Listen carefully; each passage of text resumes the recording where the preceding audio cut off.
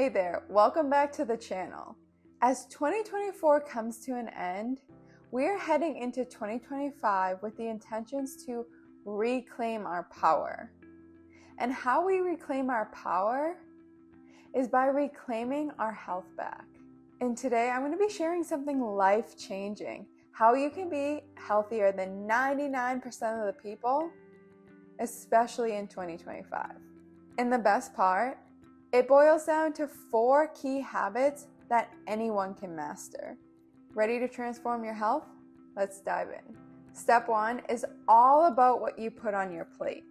Whole foods will be your best friend. Think colorful vegetables, lean proteins, healthy fats, unprocessed grains.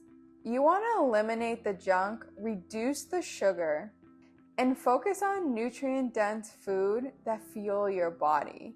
And now you may be thinking, what is whole foods? Because when I go to a grocery store, I just see food, right? And it's a common question because it can be a little tricky within the grocery store. So here's a pro tip. Shop the perimeter of the grocery store. That's gonna have your produce, your dairy, your lean meats, and pretty much a lot of things that fill the aisle are processed foods. But going back to what whole foods are, is when you're looking at a nutrition label, you see the ingredients and then it lists maybe a bunch of ingredients. You want items that have 1 to 3 ingredients listed. That usually means it's whole foods, and the other ingredients might be salt and water, which are completely normal, especially if you're buying canned veggies. But other than that, whole foods, fruits, strawberries, watermelons, grapes, veggies, peppers, asparagus, broccoli, lean meats, chicken, beef, turkey. You have healthy fats such as nuts and avocados and grains, rice, quinoa, barley, things like that are all whole foods. And again, the way you can know is if it doesn't have a label or like a nutrition label, which most veggies and fruits don't, or if it has an ingredient list of 1 to 3 items, that usually means it's whole foods. If you're looking at the ingredients and it has all these ingredients that you can't pronounce or even read, chances are it's very processed and those ingredients can harm us long term. Whole foods should make up the majority of your diet. The goal is to create balanced meals with whole foods. So when I first said the goal is to focus on what's in your plate should have protein, fats, carbs, and veggies. And that's how we're going to create a balanced meal. And each one of your meals should be very balanced. And if you're going throughout your day, there are some signs and symptoms to note that can be directly related to your nutrition. So let's say you eat a meal and then you're feeling pretty fatigued or brain fog.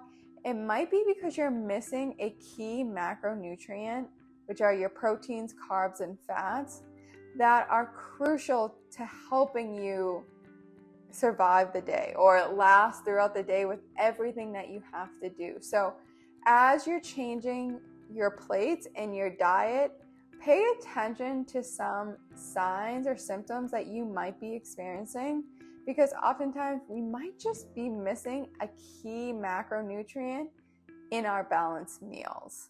And also note how your body feels when you do reduce the sugar and the processed foods. See how much better that you actually feel and see how much more productive you are. And now rolling into step number 2, this is all about movement. We want to aim to work out 3 to 5 times a week. And no, it doesn't have to mean hours in the gym.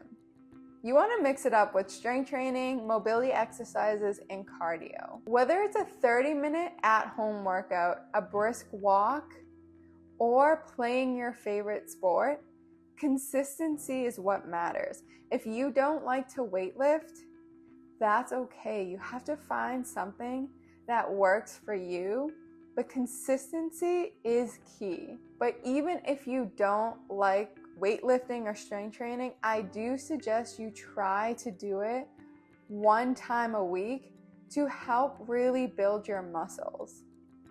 But if you love it, then 3 to 5 times a week is amazing, and you'll be sure to build that muscle, which we need especially as we age. And remember, working out isn't about looking good. It's definitely a bonus, but it's not all about that. But what working out does for us, it improves our heart health, boosts our mood, and helps our body function at its best. Now, this next tip is a game changer, and it's one most people actually don't do. It's all about knowing your numbers. Now, you might be thinking, what the hell do you mean by knowing my numbers? Like how much I lift? My weight? No. Knowing your blood work, getting routine checkups, understanding key health markers like cholesterol, blood sugar, and blood pressure can truly make all of the difference. You need to advocate for your own health.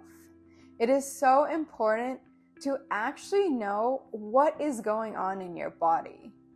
Knowing your numbers, getting your blood work done, doing routine checkups can just help keep you healthier and then stop problems before they arise. Oftentimes, people find out that they have a health condition when it's too late. It's already advanced to become the disease. So we want to stop any disease before it happens. And knowing your numbers is exactly how you can do it. And it gives you the tools to monitor your body yourself. So when you're looking at the numbers and maybe something is a little high, you do your research on what's causing my cholesterol to be so high? How can I adapt? How can I fix it? And so then when you go in for the next time around, it won't get worse. It won't be such an issue. Or if it does get worse, then you need to know how to dive deeper into it and look into different avenues. And one of the most important things when I talk about advocating for your health is to do your own research and ask your own questions. Don't always rely on your doctors to tell you you're fine. Sometimes you know your body the best. So if you don't feel fine, don't settle for you're fine. Do research, ask questions, find tests that you might need to get if you're having these symptoms, and ask your doctor to order these tests. If your doctor says no, personally, I might look into a new doctor that would run these tests, because for me, I want to know before the disease happens. I want to know what's going on in my body before something actually happens and it's too late. Ask questions, do your research, advocate for your own health. You are the only person who can do that. It's your body, you know what's going on, and it's your life. Advocate for your own health. Last but not least, and this is something that I feel most people struggle with, but it is so important to reclaiming our health. It's all about catching those Z's, prioritizing sleep. Good quality sleep allows our body to recharge and repair. This is where we're able to heal our inner self. You want to aim for 7 to 9 hours per night for sleep. And now I know this might be challenging, especially in our generation where we tell ourselves, oh, we're just going to finish the TV show. We're going to finish the movie. There's only 40 minutes left. I'll just go to bed after. Or I'm going to scroll through social media all night and then have the blue light really affect my sleep. or I'm going to finish reading, or I don't know, I'm going to make up an excuse to delay my bedtime. And so it's super important that we build a bedtime routine that's going to help us succeed. An hour before bed, so let's say our bedtime is 9:30, and yes, I actually go to bed at 9:30. I am a grandma, but I also prioritize my sleep. I think I am not missing out on anything after 9:30, and if I forget to do something, I'll do it in the morning when I wake up. So an hour before bed, so we're looking at 8:30 is when I start my bedtime routine. So whatever bedtime cutoff that you have, so if it's 10, 11, you want to start your bedtime routine an hour before that. And so what does that routine look like? Well, we want to dim the lights. We want to eliminate blue lights. So that means stop staring at your phone, TV, laptop, anything that has a really bright light transmission or a blue light transmission. You want to keep your bedroom temperature on the colder side, and you want to make sure that your bedroom is dark. So get blackout curtains, or maybe that's not an issue, but you want to eliminate as much light as possible. And then you want to hold yourself accountable. So if you tell yourself you're going to go to bed at 9 p.m., go to bed at 9 p.m.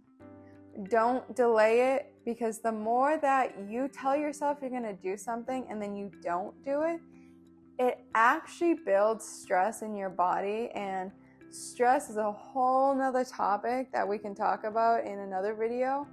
But you want to hold yourself accountable and listen to yourself, so you start trusting yourself that you're going to do what you tell yourself to. But I promise you, if you can build a bedtime routine, get to bed on time, get 7 to 9 hours, your body is going to thank you. Trust me, when you're well rested, every aspect of your life improves, from your focus to your physical health. So there you have it. Master your nutrition with whole foods, consistently work out, know your numbers, and prioritize sleep. These 4 habits can elevate your health beyond 99% of the population. Let me know if you've mastered one of these 4 habits already, and if you like this video, don't forget to subscribe for more tips to help you live your healthiest, happiest life. See you next time.